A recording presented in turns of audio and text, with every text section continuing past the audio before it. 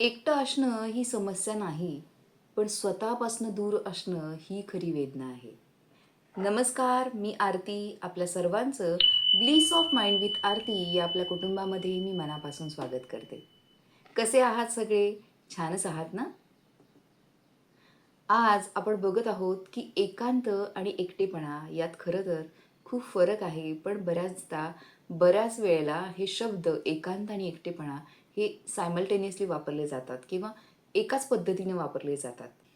आपण एकांत आणि एकटेपणा हा विषय बघत आहोत. पण मला हे सांगावसं वाटतंय की या संपूर्ण महिन्यामध्ये आपण अशा 5 माणसांना भेटलोत. खरं तर गंमत अशी की यामध्ये या 5 जणांमध्ये अतिशय साम्य आहे. काय ते बघूयात?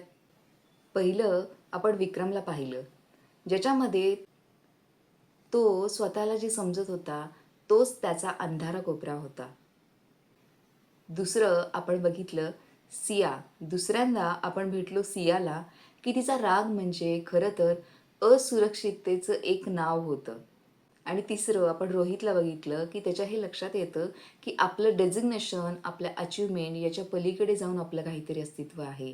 आणि जेव्हा हे त्याच्या लक्षात येतं आणि जेव्हा तो स्वतःबरोबर बसायला लागतो, तेव्हा त्याला हेही लक्षात येतं, की आपल्या मनात चालणारे विचार हे आकाशातल्या ढगांसारखे आहेत.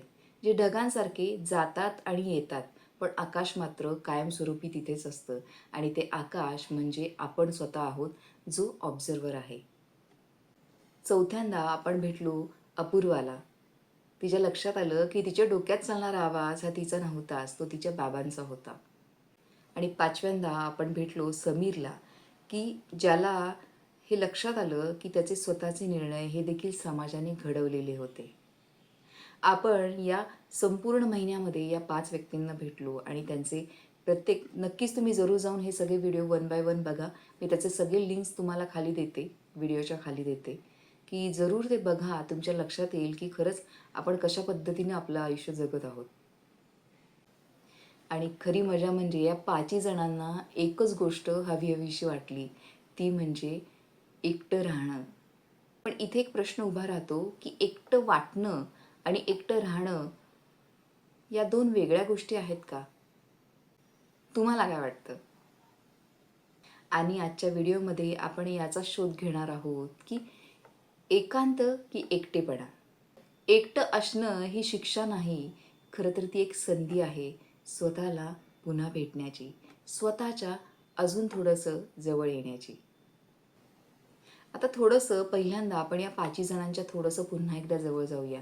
त्यांना त्यांचे काय अनुभव आले यावरून तुम्हाला काही गोष्टी समजणं अगदी सोपं होईल. पहिल्यांदा विक्रमला खरंच त्याचा ब्लाइंड स्पॉट कळला आणि त्यांनी सत्य ऐकायला सुरुवात केली. त्याला जे वाटत होतं ते सोडून त्यांनी इतरांकडे जाऊन त्याच्या स्वतःच्या विचारांविषयी, त्याच्या स्वतःच्या वागण्याविषयी चौकशी करायला सुरुवात केली. फीडबॅक घ्यायला सुरुवात केली आणि त्यावरनं त्यांनी त्याचा स्वतःचा अंधारा जो कोपरा होता, तो कुठेतरी प्रकाशमान करायला सुरुवात केली. सियाने तिचा राग समजून घेतला. तिच्या घरातली जी काही सिच्युएशन होती ती बदलण्याचा प्रयत्न केला. आता जेव्हा तिला राग येतो, तेव्हा 2 मिनिटं थांबून ती पहिल्यांदा स्वतःला प्रश्न विचारते, की नक्की मला कोणती गोष्ट असुरक्षित करतीये? अपूर्वाने बाबांचा आवाज ओळखला आणि तिने हळूहळू स्वतःचा आवाज निर्माण करायला सुरुवात केली. तिने बाबांच्या आवाजाला आपल्या स्वतःच्या आवाजाने रिप्लेस केलं आणि ती स्वतःला माफ करायला देखील शिकली. रोहितने आपल्या स्वतःच्या विचारांना ऑब्झर्व्ह करायला सुरुवात केली, की आपले विचार हे आपलं स्वतःचं अस्तित्व नसून आपल्या मनात येणारे विचार हे आकाशातल्या ढगांसारखे आहेत. ते येतात आणि जातात. आपण शांत बसायचं, मेडिटेशन करायचं म्हणजे त्या विचारांना ऑब्झर्व्ह करायचं आणि ते येतायत आणि ते ढगांसारखे निघूनही जातात हे त्याच्या लक्षात आलं.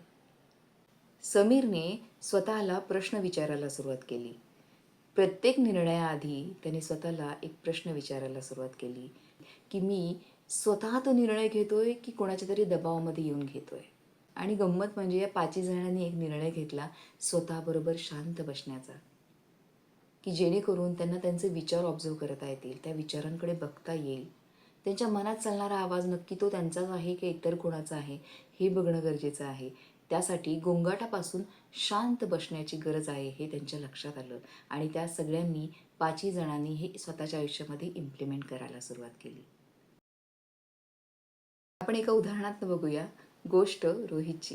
रोहित आठवतोय की जो त्याच्या मित्रांबरोबर ट्रेकला गेलेला आणि कुठेतरी त्याच्या रोजच्या आयुष्यामधनं बाहेर पडून तो ट्रेकला जातो, तिकडे 3 दिवस राहतो, पण मोबाईलचं नेटवर्क नसल्यामुळे त्याचं जे कालपर्यंतचं अस्तित्व होतं त्याच्यापासून तो एकदम वेगळा होतो आणि मग त्याला जाणीव होते की कुठेतरी माझं जे काही डेझिग्नेशन आहे, मी जे काम करतो, जे अचीव्हमेंट केल्यात, जे लोक मला म्हणतायत त्या सगळ्यापासून माझं अस्तित्व दूर आहे आणि या सगळ्यातनं जे उरतं तो मी आहे. म्हणजेच मी ऑब्झर्वर आहे आणि नक्कीच मी माझ्या विचारांना पुन्हा पुन्हा ऑब्झर्व करायला सुरुवात केली की हे लक्षात येतं की विचार हे आकाशातल्या ढगासारखे आहेत, ते येतात आणि जातात. बरोबर?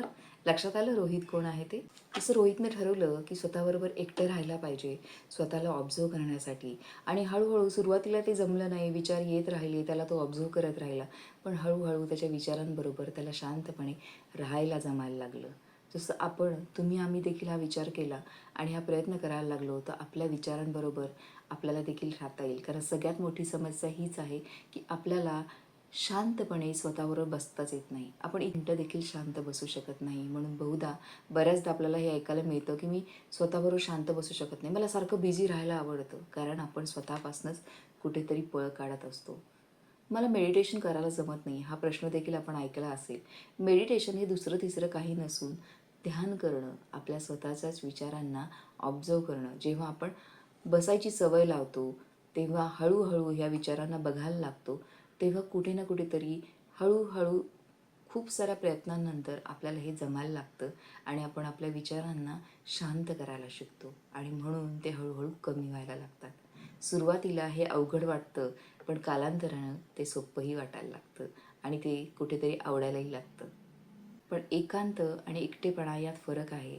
एकांत हा हवाहवासा वाटतो, पण एकटेपणा हा खरं तर असुरक्षित किंवा नकोसा वाटतो. एकांत म्हणजे स्वतःबरोबर घालवलेला टाईम. स्वतःच्या आवडीनं, स्वतःच्या सवडीने, स्वतःच्या निवडीने, स्वतःबरोबर आवडीने घालवलेला वेळ म्हणजे एकांत. आणि एकटेपणा म्हणजे जो नकोच असतो. आपल्याला एकटं राहायला आवडत नाही. ज्या ठिकाणी तो कुठेतरी आपल्याला असुरक्षित करून जातो. आपलेच विचार आपल्याला आपल्याबरोबर बसू देत नाहीत आणि जेव्हा आपल्याला असुरक्षित वाटतं, तेव्हा आपण त्याला कुठेतरी एकटेपणा असं संबोधतो. मानसशास्त्रज्ञांच्या मते जेव्हा आपण एकटेपणामध्ये असतो तेव्हा आपले कुठे ना कुठेतरी स्ट्रेस रिस्पॉन्स क्रिएट व्हायला लागतात. ते त्याच पद्धतीचे असतात जेव्हा आपण घाबरतो किंवा भीतीच्या स्ट्रेसमध्ये असतो आणि तेव्हा देखील आपण भीतीमध्ये असताना, भीतीच्या विचारांमध्ये असताना, त्या सिच्युएशनमध्ये देखील आपण अशा प्रकारचे स्ट्रेस रिस्पॉन्स क्रिएट करत असतो. पण जेव्हा व्यक्ती एकांतामध्ये बसतो, त्याला जेव्हा तो एकांत आवडायला लागतो, त्या एकांत जेव्हा त्याला सुरक्षित वाटायला लागतो, जो काही स्ट्रेस रिस्पॉन्स आहे त्याचा बदल क्रिएटिव्हिटीमध्ये होतो आणि त्याच वेळेला व्यक्तीला वेगवेगळ्या कल्पना सुचतात. त्या एकांतामध्ये वेगवेगळ्या कल्पना सुचतात. वेगवेगळ्या गोष्टींवरती विचार सखोलपणे करण्यासाठी त्याला तो एक स्पेस मिळतो. त्याचं भावनिक संतुलन देखील त्या एकांतामध्येच होत असतं. एकटेपणा हा थकवतो, पण एकांत हा थकवा भरून काढतो. सक्तीचा एकटेपणा शरीराला घाबरवतो, पण निवडलेला एकांत शरीराला शांत करतो. फरक परिस्थितीमध्ये नाही, निवडीमध्ये आहे. सक्तीचा आलेला एकटेपणा, पण त्या एकटेपणाचं रूपांतर आपण नक्कीच एकांतात करू शकतो. त्यासाठी स्वतःबरोबर बसण्याची, स्वतःच्या विचारांना समजून घेण्याची, चांगलं ऑब्झर्वर बनण्याची गरज आहे. कारण तू जो विचार करतोस हे तुझं अस्तित्व नाही. विचार ही सतत चालणारी प्रक्रिया आहे. विचार येतात आणि जातात. म्हणूनच तो विचार म्हणजे तू नाही. तुला हे जमत नाही, तू हे करू शकत नाही, तुझ्यामध्ये ही कमतरता आहे, लोक काय म्हणतील, हे सगळे जे विचार आहेत हे फक्त विचार आहेत, ते तुझं अस्तित्व नाही. त्यामुळे आयुष्याच्या कोणत्याही क्षणी तू तुझ्या स्वतःमध्ये आमूलाग्र बदल घडवून आणू शकतो, तुझ्या चांगल्यासाठी, तुझ्या हायर सेल्फसाठी. अध्यात्मामध्ये एक सुंदर वाक्य आहे, मौनातूनच तुझा आंतरीचा आवाज ऐकू येतो. जेव्हा आपण मौनात जातो, म्हणजे जेव्हा शांततेमध्ये, एकांतामध्ये जातो, स्वतःबरोबर वेळ घालवायला लागतो, तेव्हाच आपल्याला आपला आतला आवाज ऐकायला मिळतो. आपण आत्तापर्यंतच्या लास्ट व्हिडिओमध्ये देखील बघितलं होतं की तुझा आवाज हा नक्की तुझा आहे का, की तो इतरांनी तुला दिला आहे. हे समजण्यासाठी देखील स्वतःबरोबर एकांतात राहण्याची गरज आहे. त्यामुळे एकांत आपल्याला स्वतःसाठी हवाहवासा करणं गरजेचं आहे. कारण एकांत हा सूदिंग असतो, शांत असतो आणि तो कुठेतरी आपल्याला आपलासं करून घेण्याची गरज आहे. कारण असुरक्षित एकटेपणा जो आपण विचार करतो, तिथे आपल्या बरोबर आपल्याला स्वतःला राहता येत नाही. एकटेपणा जो आपल्याला असुरक्षित करतो, तेव्हा आपण स्वतःबरोबर राहू शकत नाही. त्यामुळे त्या गोष्टी आपल्याला अशा पद्धतीने वाटत असतात. पण एकांतामध्ये तो सुखकर करणं हे देखील आपल्याच हातामध्ये आहे. सायकॉलॉजीमध्ये एक सेल्फ डिटर्मिनेशन थेरी आहे आणि हा सिद्धांत काय सांगतो, माणसाच्या मानसिक आरोग्यासाठी मी स्वतःही निवडलंय ही भावना अतिशय महत्त्वाची आहे. त्यामुळेच निवडीचं स्वातंत्र्य याविषयी आपण बऱ्याच गोष्टी ऐकल्या असतील. त्यामुळे प्रत्येकाला आपापली निवड करण्यासाठी खरंच स्वातंत्र्य असलं पाहिजे. दिवसभराचे छोटे छोटे निवड किंवा दिवसभरातले छोटे छोटे डिसिजन आयुष्य घडवण्यासाठी हातभार लावत असतात. छोट्या छोट्या गोष्टी मोठ्या मोठ्या गोष्टी घडवून आणत असतात. म्हणजे छोटे छोटे निर्णयातनंच मोठा निर्णय घडत असतो आणि त्यातनंच आयुष्य घडत असतं. एकटेपणा तुला रिकामं करतो, पण एकांत तुला भरून काढतो. म्हणूनच स्वतःबरोबर शांतपणे बसण्याची सवय करा. एकांत हा कधीच वाईट नसतो आणि एकटेपणा हेच त्याचं दुसरं नाव आहे. आपण आपल्या विचारांना ऑब्झर्व करत नाही. त्यामुळे एकटेपणातनं एकांताकडे जाण्याची अतिशय गरज आहे आणि ती गरज कशी पूर्ण होऊ शकते, ती आपल्या स्वतःच्या प्रयत्नांनीच होणार आहे. आपल्या स्वतःबरोबर बसायला सुरुवात करा. जी काही असुरक्षितता वाटते ती आपल्या येणाऱ्या विचारातनं आहे आणि ते विचार म्हणजे आपलं अस्तित्व नाही आहे हे पहिलं समजून घ्या. आपल्या मनात येणाऱ्या विचारांना ऑब्झर्व करायला सुरुवात करा. तेव्हाच तुम्ही एकटेपणाकडून एकांताचा प्रवास करायला सुरुवात कराल आणि हा एकांताचा प्रवास अतिशय सुंदर असतो. भेटूयात पुढच्या व्हिडिओमध्ये. तोपर्यंत तुझ्या मनाचा आवाज जरा बारकाईने ऐक.